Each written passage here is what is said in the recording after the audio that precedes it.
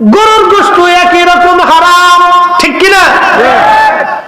আল্লাহ যারে পছন্দ করছেন, যারে ভালোবাসছেন, যাকে দয়া করছেন, আল্লাহ তাকে এই বেহেশতের বাগানে বসাই দিয়েছেন। পৃথিবীতে মুসলমান আছে 200 কোটি, মানুষের সংখ্যা 800 কোটি, বাদ বাকি 600 কোটি মানুষ আল্লাহকে আল্লাহ বলে মানে না। কিন্তু এই 200 কোটি মুসলমানকে আল্লাহ পছন্দ করছেন বিধায় ইমানের দৌলতে দৌলতওয়ালা বানাইছেন। এই আমাদেরকে সুদূর আরব থেকে এই বাংলা বহু দূরের রাস্তা, অ্যাটেনশন,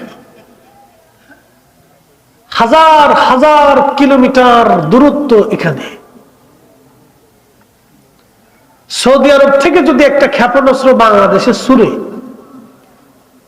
তাহলে ইরানের সবচেয়ে বেশি পাওয়ারফুল ক্ষেপণাস্ত্রের ভিতরে একটা হচ্ছে ঘন্টায় 2000 কিলোমিটার যায়। সৌদি আরব থেকে বাংলাদেশের দূরত্ব 7000 কিলোমিটার। তো 7000 কিলোমিটার একটা ক্ষেপণাস্ত্র আসতে মিনিমাম হলো 3 ঘন্টা লাগবে সৌদি আরব থেকে বাংলাদেশে আসতে। সেই দূরত্বের রাস্তা থেকে কালেমা, ঈমান, কোরআন, হাদিস, এই সুন্নাহের বাণী ওলিরা মাথায় করিয়া এদেশে আসছিল। পায়ে হেঁটে আরব সাগর পাড়ি দিয়ে, ভারত ও বঙ্গ সাগর পাড়ি দিয়ে আল্লাহর ওলিরা হাজার হাজার রাস্তা পায়ে হেঁটে হেঁটে হেঁটে হেঁটে এদেশে এই কালেমার দাওয়াত নিয়ে আসছিল। একসাথে বলবেন আল্লাহু আকবার। সেই সুমহান দাওয়াতে এদেশের কোটি কোটি, এই উপমহাদেশের শত শত 150 কোটি মানুষের ভিতরে ভারত, পাকিস্তান, শ্রীলঙ্কা, মায়ানমার, বাংলাদেশ, নেপাল, ভুটান, মালদ্বীপ থেকে শুরু করে এই বিরাট বেল্টের ভিতরে এই আউলিয়া কেরামের বদৌলতে আল্লাহ আমাদেরকে প্রায় 100 কোটি, পৃথিবীর 200 কোটি মুসলমানের ভিতরে 100 কোটি মুসলমান শুধু এই বেল্টের ভিতরে। এই 100 কোটি মুসলমানের ভিতরে আল্লাহ আপনাকে এবং আমাকে কবুল করছে। একসাথে বলবেন আল্লাহু আকবার। দয়াটা কার? আল্লাহর অনেক বড় দয়া। কেন বড় দয়া বুঝাইতেছি। কোরআনের এক আয়াতে আল্লাহ এইভাবে ওয়াজ করছেন, ইন্নাল্লাযীনা কাফারু মিন আহলিল কিতাবি ওয়াল মুশরিকিনা ফী নারি জাহান্নাম। আল্লাহু আকবার। বাড়ায়েন না, একভাবে রেখে না। বিসমিল্লাহির রহমানির রহিম।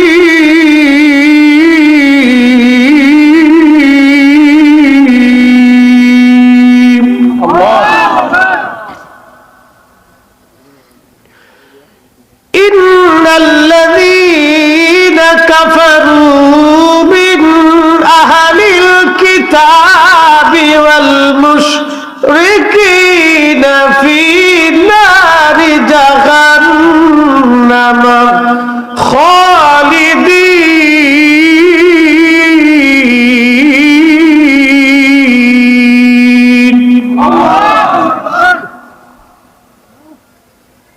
অ্যাটেনশন, সামনে হজ আসতেছে, এই বিষয়ে দুটো কথা বল। কালিমাতুত তাওহীদ নিয়ে সর্বপ্রথম যিনি জমিনে বিশেষ লড়াই করেছিলেন তিনি আমাদের মিল্লাতের বাবা ইব্রাহিম আলাইহিস সালাম। ভূপৃষ্ঠে ওই টাইমে পৃথিবীর একজন দুর্দর্শ বাদশা ছিল, তার নাম বাদশা নমরুদ। পৃথিবীতে 4 জনকে আল্লাহ সারা পৃথিবীর বাদশাহী দিয়েছিলেন, মানে বাংলাদেশ শুধু না, সারা পৃথিবীর প্রত্যেকটা ইঞ্চি মাটির বাদশাহী আল্লাহ তাদেরকে দিয়েছিলেন। তার ভিতরে একজন মুসলমানদের মধ্যে তিনি হযরত সুলাইমান আলাইহিস সালাতু ওয়াস সালাম, আর একজন বাদশা যুলকারনাইন। এই সেই বাদশা যুলকারনাইন যিনি ইয়াজুজ মাজুজের প্রাচীর তিনি নির্মাণ করেছিলেন। ইয়াজুজ মাজুজ পৃথিবীর শেষ প্রান্তরে ঈসা আলাইহিস সালাম যখন দুনিয়াতে আসবেন, তার আগে ইয়াজুজ মাজুজ আসবে। ইয়াজুজ মাজুজ যখন তারা এই প্রাচীর ভেঙ্গে যখন বের হয়ে আসবে, ইয়াজুজ মাজুজ প্রত্যেক দিন এই প্রাচীর ভাঙার জন্য তারা চেষ্টা করে, কিন্তু একেবারে চূড়ান্ত পর্যায়ে যখন চলে আসে, তখন তারা আল্লাহ কর্তৃক দুর্বল হয়ে যায়, তাদের তন্দ্রা আসে। তারা বলে আগামীকাল আবার আমরা খুঁজবো, আবার চেষ্টা করব। পরের দিন এসে আবার চেষ্টা করে দেওয়াল ভাঙার চূড়ান্ত পর্যায়ে আসলে তখন আবার তারা বলেন আগামীকাল আমরা আবার চেষ্টা করব। কিন্তু একটা দিনের জন্য তারা ইনশাআল্লাহ বলে না, প্রত্যেক দিনই তারা বলে আগামীকাল চেষ্টা করব, ভেঙে ফেলবো দেওয়াল। এই ইয়াজুজ মাজুজের যিনি প্রাচীর নির্মাণ করেছিলেন তিনি হযরত বাদশা যুলকারনাইন রাহিমাহুল্লাহ। এই বাদশা যুলকারনাইন হযরত ইব্রাহিম খলিলুল্লাহর কাছে কালেমা পড়ে মুসলমান হয়েছিলেন। একবার জোরে বলা যাবে কি মারহাবা? বলতেছি আল্লাহর খলিল ইব্রাহিম আলাইহিস সালাতু ওয়াস সালাম তিনি কাবা নির্মাণ করতেছিলেন। যেই কাবা শরীফকে কেন্দ্র করে হজ হবে, বহু হাজিরা হজে যাবে। আমাদের দেশের সুদখোরেরাও হজে যাবে, ঘুষখোরেরাও হজে যাবে। পাবলিকের টাকা মেরে দিয়ে বেগম পাড়ায় যারা বাড়ি বানায়, ওই আপনার সুইস ব্যাংকে যারা টাকা পাচার করে, ওরাও হজে যাবে। কথা কম না কে? তাদের প্যাকেজ কত জানেন? এক একজনের প্যাকেজ 22 লাখ, 25 লাখ, 30 লাখ। কি পিকনিক রে ভাই, কি মজার পিকনিক! নিজের টাকা না তো, ওটা পাবলিকের টাকা। কথা কন না কেন? বেজার হইতেছেন আপনারা? কিয়ামত পর্যন্ত হজ করলে হজ হবে? একসাথে বলেন হবে? জোরে বলেন হবে?